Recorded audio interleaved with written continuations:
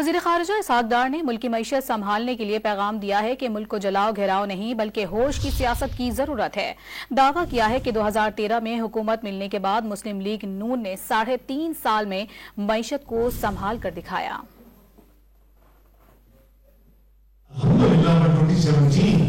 Before the political instability started, we reached 24 global economy.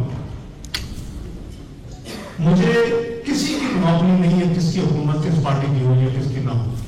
Believe me, if post 2018 the next government would have served the economy better, if it had come from 24 to 23, 22, 21, whatever, I would have complimented. जब कहाँ पहुँच गया? I mean, this is the saddest bit in my personal experience. 47 declined to 47th global economy by 2022. Now this is the saddest part of our economy.